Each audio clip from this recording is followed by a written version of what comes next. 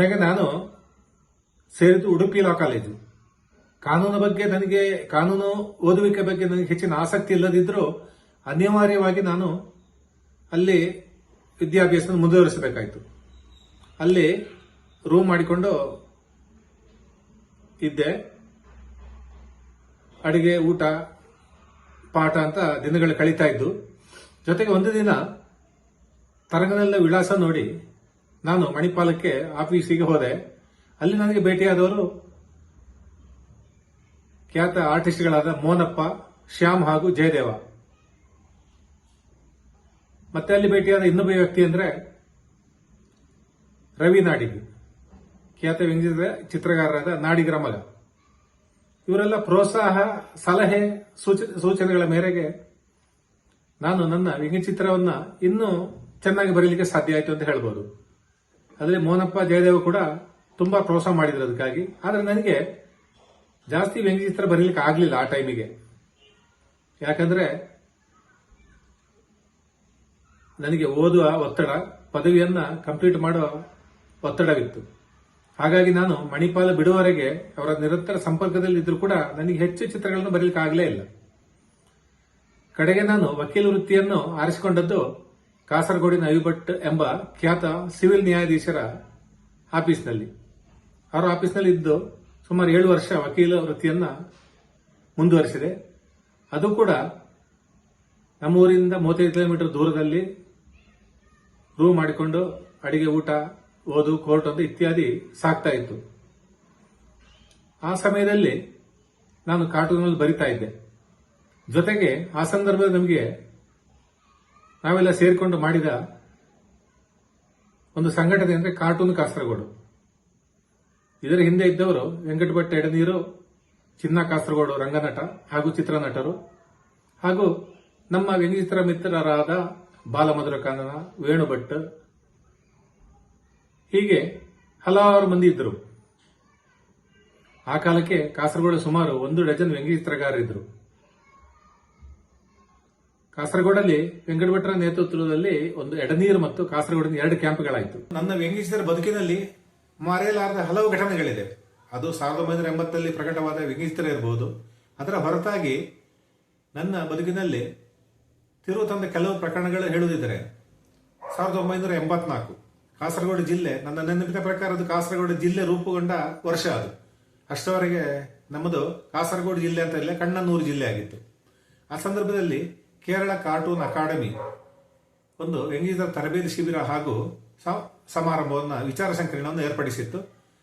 ಅದರಲ್ಲಿ ನಾನು, ವೆಂಕಟಭಟ್ಟು, ಹೀಗೆ ಅನೇಕ ವ್ಯಂಗ್ಯಚಿತ್ರಗಾರರು ಭಾಗವಹಿಸಿದ್ದೆವು. ಅದರ ಜೊತೆಗೆ ಭಾಗವಹಿಸಿದರು ವಸಂತ ಹೊಸಬೆಟ್ಟು. ಅವರ ಪರಿಚಯ ಆಗಲೇ ಆಗಿದ್ದು ನನಗೆ. ಅಲ್ಲಿಗೆ ಬಂದವರು ಖ್ಯಾತ ವ್ಯಂಗ್ಯಚಿತ್ರಗಾರರಾದ, ನಾನು ಈಗಾಗಲೇ ಹೇಳಿದಂತೆ ಕುಂಜು ಕುರುಪ್ ಹೆಸರಲ್ಲಿ ಬರೀತಿದ್ದ ಯೇಸುದಾಸನ್ ಅವರು. ಟಾಮ್ಸ್ ಬಂದಿದ್ರು. ಟಾಮ್ಸ್ ಅವರು ಮಲಯಾಳ ಮನೋರಮದಲ್ಲಿ ಬೋಬನು ಮೋಳಿಯಂ ಅಂತ ಒಂದು ಕಾಮಿಕ್ಸ್ ಪುಟಗೆ ಬರ್ತಿತ್ತು. ಅದು ಸಣ್ಣ ವ್ಯಂಗ್ಯಚಿತ್ರದಾಗಿ ವಾರಗಟ್ಟಲೆ ಬರ್ತಿತ್ತು. ಅವರು ಬಂದರು. ಗಫೂರ್ ಬಂದಿದ್ರು. ಹಾಗೆ ಮಲಯಾಳದ ದಿಗ್ಗಜ ಕಾರ್ಟೂನ್ಸ್ಗಳ ಪರಿಚಯ ಆಯಿತು. ಅವರು ಕೂಡ ನಮಗೆ ಸಲಹೆ ಸೂಚನೆಗಳನ್ನು ನೀಡಿದರು. ಮತ್ತೆ ಇನ್ನೊಂದು ವಿಚಾರ ಅಂದರೆ, ನಾವು ಕುಂಟಾರು ಎಂಬ ಊರಿನಲ್ಲಿ ಹಲವು ಸಾಹಿತ್ಯೋತ್ಸವಗಳನ್ನು ಮಾಡಿದ್ದು, ಅಲ್ಲಿ ತುಂಬ ಪ್ರದರ್ಶನಗಳನ್ನು ಮಾಡಿದ್ದು. ಹೀಗೆ ನನ್ನ ಸಾಹಿತ್ಯ, ಸಣ್ಣ ಪುಟ್ಟ ಸಾಹಿತ್ಯ ಕೃಷಿಗಳೊಂದಿಗೆ ವ್ಯಂಗ್ಯಚಿತ್ರಗಳೇ ಸಾಗ್ತಾ ಇತ್ತು. ಇನ್ನೊಂದು ವಿಚಾರ ಅಂದರೆ, ನಾನು ಕಾಸರಗೋಡು ಬಿಟ್ಟು ಉಡುಪಿ ಲಾ ಕಾಲೇಜ್ ಸೇರಿದಾಗ ಈಗಾಗಲೇ ಹೇಳಿದಂತೆ ನಾನು ತರಂಗ ವಾರಪತ್ರಿಕೆ ಸಂಪರ್ಕದಲ್ಲಿದ್ದೆ. ತರಂಗ ಆಫೀಸ್ನ ಸಿಬ್ಬಂದಿ ಒಬ್ಬರು, ಅವರ ಹೆಸರು ಪ್ರತಿಮಾ, ಅವರು ನನ್ನ ಕ್ಲಾಸಲ್ಲಿ LLB ಓದ್ತಾ ಇದ್ರು. ಅವರು ಒಂದು ದಿವಸ ಹೇಳಿದರು, ಎಲ್ಲಂದ್ರೆ ನೀವು ಟೂರ್ ಬರ್ತೀರಾ, ನಮ್ಮ ತರಂಗ ಆಫೀಸ್ನವರು ಮೈಸೂರು ಟೂರ್ ಹೋಗ್ತಾ ಇದ್ದಾರೆ, ಒಂದು ಸೀಟ್ ಇದೆ ಅಂತ ಹೇಳಿದರು. ಯಾವುದಕ್ಕೂ ನನ್ನಲ್ಲಿ ಹಣಕಾಸಿನ ಅಡಚಣೆ ಇತ್ತು. ನಾನು ತಂದವರಿಗೆ ಪತ್ರ ಬರೆದು ಅವರ ಅನುಮತಿ ಹಾಗೂ ಹಣವನ್ನು ಪಡ್ಕೊಂಡು ನಾನು ಆ ಪ್ರವಾಸದಲ್ಲಿ ಭಾಗಿಯಾದೆ. ಆಗ ತರಂಗ ಸಂಪಾದಕರಾಗಿದ್ದವರು ಸಂತೋಷ್ ಕುಮಾರ್ ಗುಲ್ವಾಡಿ, ಶರತ್ ಕಲ್ಕೂಡ್ ಉಪಸಂಪಾದಕರಾಗಿದ್ದರು. ಜೊತೆಗೆ ಕಲಾವಿದರಾದ ಶ್ಯಾಮ್ ಇದ್ರು, ಮೋನಪ್ಪ ಇದ್ರು, ಜಯದೇವ ಇದ್ರು. ಮತ್ತೆ ನಮ್ಮ ಜೊತೆಗೆ ಟೂರಲ್ಲಿದ್ದವರು ರವಿ ನಾಡಿಗವರು. ನನಗೆ ಇವರನ್ನು ಯಾರಲ್ಲಿ ಮಾತಾಡುವ ಧೈರ್ಯ ಇರಲಿಲ್ಲ. ಯಾಕಂದರೆ ನಾನು ಕಾಸರಗೋಡಿನ ಬಂದವ, ನನಗೆ ಹಿಂಜರಿಕೆ ಇತ್ತು. ನಾವು ಸಂಪಾದಕರಲ್ಲಂತೂ ಮಾತಾಡಲೇ ಇಲ್ಲ. ಅಲ್ಲಿ ನೆನಪಿನಲ್ಲಿ ಉಳಿಯುವಂಥ ಘಟನೆ ಅಂದರೆ ಒಂದು ಹರಿಣಿಯವರನ್ನು ಭೇಟಿಯಾಗಿದ್ದು. ಹರಿಣಿಯವರು ನನ್ನ ಪಕ್ಕದ ಸೀಟಲ್ಲೇ ಕೂತಿದ್ರು 2 ದಿವಸ. ಆದರೂ ಕೂಡ ಅವರು ಯಾವುದೇ ನನ್ನ ಗ್ರಾಫಿನಲ್ಲಿ ಚಿತ್ರ ಬರೆದು ಕೊಡೋದಕ್ಕೆ ನಿರಾಕರಿಸಿದ್ರು. ಆಗ ತರಂಗ ಪೂರ್ತಿ ಅವರ ದರ್ಬಾರ್ ನಡೀತಾ ಇತ್ತು. ಅಷ್ಟು ಫೇಮಸ್ ಆಗಿಬಿಟ್ಟಿದ್ರು ಆ ಕಾಲಕ್ಕೆ ಅವರು. ಅಲ್ಲಿ ನೆನಪಿನಲ್ಲಿ ಉಳಿಯುವಂಥ ವಿಚಾರ ಅಂದರೆ ಸಂತೋಷ್ ಕುಮಾರ್ ಗುಲ್ಲಾಡಿಯವರ ಬರ್ತ್ಡೇಯನ್ನು ನಾವು ಬಸ್ಸಿನಲ್ಲೇ ಆಚರಿಸಿದ್ದು. ಆಗ ಅವರ ಪತ್ನಿ ಸುದೇಶ್ನ ಇದ್ದರು, ಜೊತೆಗೆ 2 ಮಕ್ಕಳು ಇದ್ದರು. ಹಾಗಾಗಿ ನನ್ನ ಲೈಫಲ್ಲಿ ಅದೊಂದು ಮರೆಯಲಾರದ ಘಟನೆ ಅಂತ ಹೇಳ್ಬೋದು. ಮತ್ತೆ ನಾನು ಬೆಂಗಳೂರಿಗೆ ಬಂದಾಗ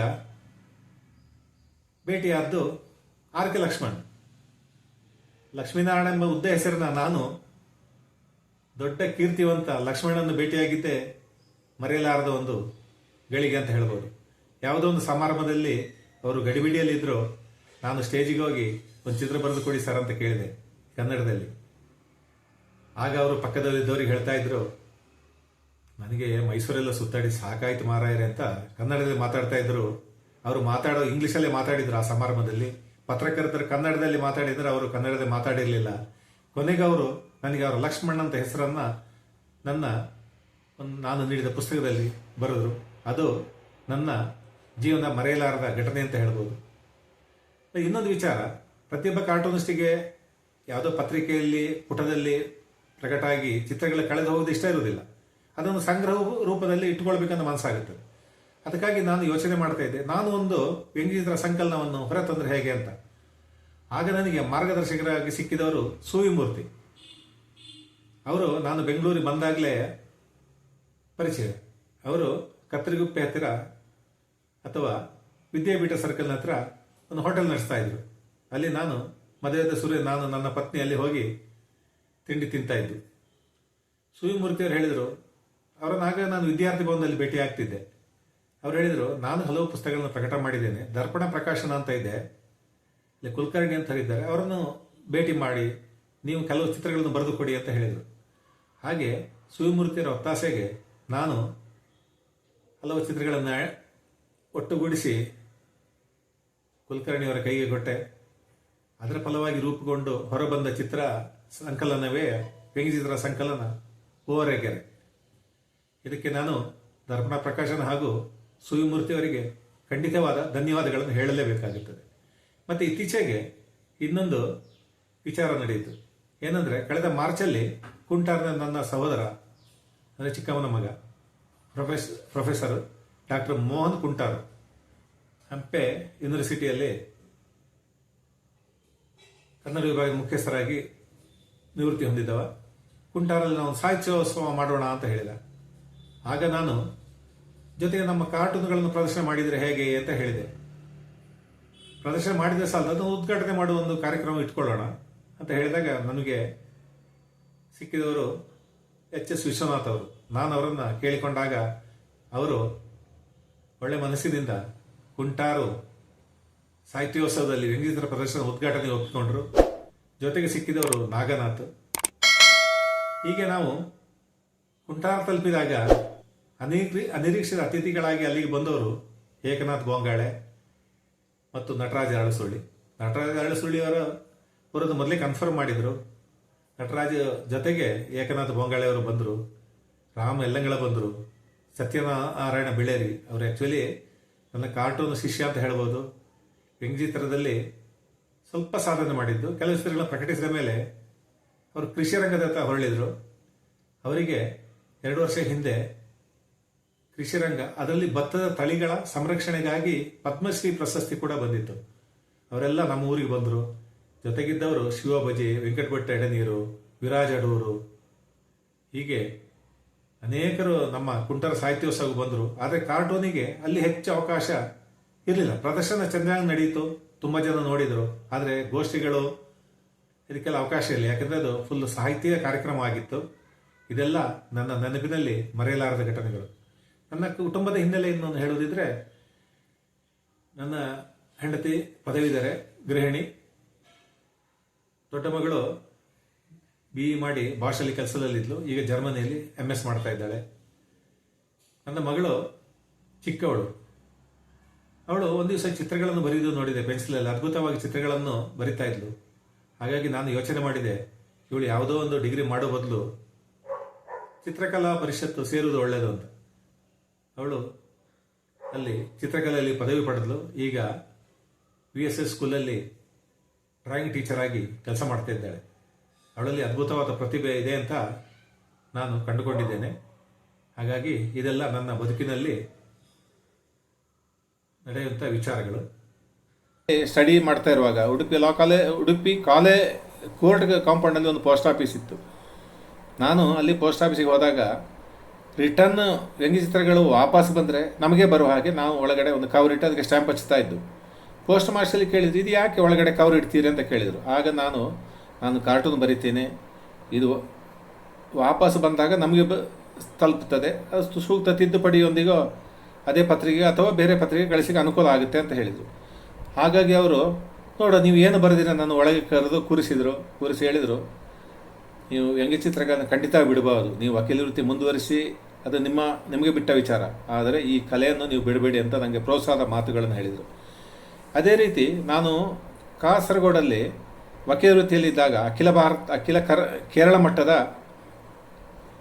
ಸಮ್ಮೇಳನ ನಡೀತು. ಅದು ಕಾಸರಗೋಡಲ್ಲಿ ಅಡ್ವೊಕೇಟ್ಸ್ ಫೆಡರೇಷನ್ ಕಾನ್ಫರೆನ್ಸ್ ಕಾಸರಗೋಡು ನಡೀತು. ಆಗ ಒಂದು ಸ್ಮರಣ ಸಂಚಿಕೆಯನ್ನು ತಂದಿದ್ದು ನಾವು. ಅದಕ್ಕೆ ನಾನು 2 ಪುಟದ ವ್ಯಂಗ್ಯಚಿತ್ರವನ್ನು ಬರೆದಿದ್ದೆ. ಅದು ಕೋರ್ಟ್ ಕಲಾಪಗಳಿಗೆ ಸಂಬಂಧಪಟ್ಟದ್ದಾಗಿತ್ತು. ಇದಾಗಿ ಕೆಲವು ಸಮಯ ನಂತರ ನಮ್ಮ ಮುನ್ಸಿಫ್ ಇದರಲ್ಲಿ ಅವರೇನು ಹೇಳಿದರು, ಒಂದು ದಿವಸ ನನ್ನನ್ನು ಕರೆದು, ನೀನು ನನಗೆ ಈ ಕೋರ್ಟ್ ಮುಗಿದ ಮೇಲೆ ನನ್ನ ಚೇಂಬರಿಗೆ ಬರಬೇಕು ಅಂತ ಹೇಳಿದರು. ನನಗೆ ಯಾಕೋ ಭಯ ಆಯಿತು. ಯಾಕೋ ನಾನು ಕೋರ್ಟಲ್ಲಿ ನನ್ನ ನಡವಳಿಕೆ ಆಕ್ಷೇಪ ಏನಾದರೂ ಇರ್ಬೋದಾ ಅಂತ ಭಯದಿಂದಲೇ ಚೇಂಬರಿಗೆ ಹೋದರೆ ನನ್ನನ್ನು ಕೂತ್ಕೊಳ್ಳಿಕ್ಕೆ ಕೇಳಿದರು, ನೀವು ಕಾರ್ಟೂನಿಸ್ಟು, ನೀನು ಕಾರ್ಟೂನ್ ಬರೀತಾ ಇದ್ದೀಯಾ, ಗೊತ್ತಾಗಲೇ ಇಲ್ಲ ಅಲ್ವಾ, ಹಾಗೆ ಅನಿಸೋದಿಲ್ಲಲ್ಲ ಕಾರ್ಟೂನಿಸ್ಟ್ ಥರ ಅಂತ ಹೇಳಿದರು. ಆದರೂ ಯಾವುದೇ ಕಾರಣಕ್ಕೂ ಈ ಕಲೆಯನ್ನು ಕೈ ಬಿಡಬೇಡ ಅಂತ ಹೇಳಿದರು. ಅದೆಲ್ಲ ನನ್ನ ಜೀವನದಲ್ಲಿ ಮರೆಯಲಾರದ ಘಟನೆಗಳು. ಹಾಗೆ ನಿರಂತರವಾಗಿ ಹಲವು ಗ್ಯಾಪ್ಗಳಿದ್ದರೂ ಕೂಡ ಇವತ್ತಿನವರೆಗೆ ಮುಂದುವರಿಸಲು ಇದು ಒಂದು ಸಣ್ಣ ಉದಾಹರಣೆ ಅಷ್ಟೆ. ಇನ್ನು ಕೆಲವು ವ್ಯಂಗ್ಯಚಿತ್ರಗಳು ನಮಗೆ ಹಳ್ಳಿ ಕಡೆಯಲ್ಲಿ ಸಣ್ಣ ಘಟನೆಗಳನ್ನು ಆಧರಿಸಿ ಬರೆದ ವ್ಯಂಗ್ಯಚಿತ್ರಗಳು ತುಂಬ ನೆನಪಲ್ಲಿ ಉಳಿಯುವಂಥದ್ದು. ನಾನು ಕಾಸರಗೋಡಲ್ಲಿ ಅಡ್ವೊಕೇಟ್ ಆಗಿದ್ದಾಗ ನಮ್ಮ ವಕೀಲರೊಬ್ಬರು ಕಾಸರಗೋಡು ಬಸ್ ಸ್ಟ್ಯಾಂಡಿಂದ ಕೆಲವೇ ಮೀಟರ್ಗಳ ದೂರದಲ್ಲಿ ಅವರ ಮನೆ ಇತ್ತು. ಒಂದು ದಿನ ಅವರ ಹಾಲು ತಗೊಂಡು ಹೊರಗೆ ವಾಪಸ್ ಹೋಗುವಾಗ ಅವರ ಮಂಚದ ಅಡಿಯಲ್ಲಿ ಒಂದು ಹುಲಿ ಮಲ್ಕೊಂಡಿದೆ. ಯಾರನ್ನು ನಂಬಲಿಕ್ಕೆ ಸಾಧ್ಯನೇ ಇಲ್ಲ. ಅದು ಅವರು ಹೇಗೋ ಮಾಡಿ, ಅವರ ಮಿಸಸ್ ಇನ್ನೊಂದು ಕೋಣೆಯಲ್ಲಿದ್ದರು, ಹೇಗೋ ಮಾಡಿ ಅವ್ರ ಫೋನನ್ನು ಹೇಗೋ ತಗೊಂಡು ಹೊರಗೆ ಬಂದರು. ಅದು ಸಂಜೆ ಹೊತ್ತಿಗೆ ಆ ಹುಲಿಯನ್ನು ಹಿಡ್ಕೊಂಡು ಅರಣ್ಯ ಇಲಾಖೆಯವರು ಹೋದರು. ಆಗ ನಾನೊಂದು ಕಾರ್ಟೂನ್ ಬರೆದಿದ್ದೆ, ಹುಲಿಯ ಸಂರಕ್ಷಣೆ ಕೋರಿ ಅರ್ಜಿ ಹಾಕಲು ಬಂದಿರ್ಬೋದು ಅಂತ ಬರೆದಿದ್ದೆ. ಅದು ಸ್ವಲ್ಪ ವೈರಲ್ ಆಯಿತು. ಜೊತೆಗೆ ನಾನು ಬೆಂಗಳೂರಿಗೆ ಬಂದಾಗ 95ರಲ್ಲಿ ಇಲ್ಲಿ ಕಿಡ್ನಿ ಹಗರಣ ಸದ್ದು ಮಾಡ್ತಾ ಇತ್ತು. ನನ್ನ ಮದುವೆ ಆಗಿದ್ದು 95ರಲ್ಲಿ. ಅದು ಒಂದು ಕಾರ್ಟೂನ್ ಬರೆದಿದ್ದೆ. ನಮ್ಮ ಶಾಲು ಅಂದರೆ ನನ್ನ ಮಿಸ್ಸಸ್ನ ಶಾಲುವನ್ನು ಕೊಡುವ ಮೊದಲು ಬೆಂಗಳೂರಲ್ಲಿ ಉದ್ಯೋಗದಿಲ್ಲದ ಹುಡುಗ ಅವನಿಗೆ ನಮ್ಮ ಮಗಳನ್ನು ಕೊಡೋ ಮೊದಲು ಕಿಡ್ನಿ ಇದೆಯಾ ನೋಡೋದು ಒಳ್ಳೆಯದು ಅಂತ ನಾನು ಬರೆದಿದ್ದೆ. ಅದು ತುಷಾರ ಪ್ರಕಟ ಆಯಿತು. ಮದುವೆಗೆ ಬಂದವರು ನನಗೆ ಕಲ್ಯಾಣ ಮಂಟಪದಲ್ಲಿ ವಿಶ್ ಮಾಡುವಾಗ ಹೇಳ್ತಿದ್ದರು, ಈ ಕಿಡ್ನಿ ಇದೆಯಾ ಅಂತ ಕೇಳಿದ್ರಿ ಕೆಲವರು. ಅಂದರೆ ಈಗ ಫೇಸ್ಬುಕ್ಕು ವಾಟ್ಸಪ್ಪಲ್ಲಿ ವೈರಲ್ ಆಗುವ ಹಾಗೆ ಜನರ ಬಾಯಿಂದ ಬಾಯಿಗೆ ಕಾರ್ಟೂನ್ಗಳು ವೈರಲ್ ಆಗ್ತಿತ್ತು. ಕೆಲವರು ಊರಿಗೆ ಹೋದಾಗ ಯಾಕೋ ಇನ್ನೂ ಕಾರ್ಟೂನ್ ಬರೀತಾ ಇಲ್ಲ ಅಂತೆಲ್ಲ ಕೇಳ್ತಿದ್ರು. ಇದೆಲ್ಲ ಮೆಚ್ಚುಗೆ ಪ್ರೋತ್ಸಾಹದ ಮಾತುಗಳಿಂದಾಗಿ ಕಾರ್ಟೂನು ಬರೆಯಲಿಕ್ಕೆ ನನಗೆ ಈವರೆಗೂ ಸಾಧ್ಯವಾಯಿತು. ಈಗ ಮೊಬೈಲ್ ಯುಗದಲ್ಲಿ ಕಾರ್ಟೂನ್ ನೋಡೋರು ಕಡಿಮೆ ಆಗಿದ್ದಾರೆ, ಪತ್ರಿಕೆಗಳಲ್ಲಿ ಅವಕಾಶಗಳು ಕಡಿಮೆ. ಆದರೂ ಕೂಡ ಯಾವುದೆಲ್ಲ ಅವಕಾಶಗಳು ಸಿಗುತ್ತೆ, ಪ್ರದರ್ಶನಗಳು ಇತ್ಯಾದಿ ಕಾರ್ಯಕ್ರಮಗಳು ಭಾಗವಹಿಸಿ ನಾವು ಈ ಕಲೆಯನ್ನು ಜೀವಂತವಾಗಿ ಇಡೋದು ಒಳ್ಳೆಯದು. ಯಾಕೆಂದರೆ ಹೊಸ ತಲೆಮಾರು ಈ ಕಾರ್ಟೂನ್ ಕಲೆಯತ್ತ ಆಕರ್ಷಿತರಾಗುವುದು ತುಂಬ ಕಡಿಮೆ. ನಾನು ತುಂಬ ಜನರಿಗೆ ಕಾರ್ಟೂನು ಕಲೆಯನ್ನು ಹೇಳಿಕೊಟ್ಟಿದ್ದೇನೆ. ಆದರೆ ಕೆಲವರು ಅದರಲ್ಲಿ ಸಣ್ಣ ಸಾಧನೆ ಮಾಡಿ ಕೆಲವು ಕಾರ್ಟೂನ್ಗಳು ಪಬ್ಲಿಷ್ ಆಗಿತ್ತು. ಅದರಲ್ಲಿ ಪದ್ಮ ಪ್ರಶಸ್ತಿ ಭಾಜನರಾದಂಥ ಕೃಷಿ ವಲಯದಲ್ಲಿ ಸತ್ಯನಾರಾಯಣ ಬೆಳೇರಿ, ಕಾಸರಗೋಡಿನ ಮುಳ್ಳೇರದ ಹತ್ರ ಇದ್ದಾರೆ. ಅವರು ಕೂಡ ಇತ್ತೀಚೆಗೆ ಕುಂಟಾರು ಸಾಹಿತ್ಯ ಸಮ್ಮೇಳನಕ್ಕೆ ಬಂದಿದ್ದರು. ಜೊತೆಗೆ ಬೆಂಗಳೂರಿನ ಕಾರ್ಟೂನಿಸ್ಟ್ಗಳು ನನಗೆ ನಿರಂತರವಾಗಿ ನೀಡಿದ ಪ್ರೋತ್ಸಾಹ, ಅದರಿಂದಾಗಿ ನಾನು ಇವತ್ತಿನವರೆಗೂ ಈ ರಂಗದಲ್ಲಿ ನಿರಂತರವಾಗಿ ಕಾರ್ಯ ಚಟುವಟಿಕೆಯಿಂದ ಕೂಡಿರುವುದಕ್ಕೆ ಸಹಾಯಕವಾಯಿತು. ನನಗೆ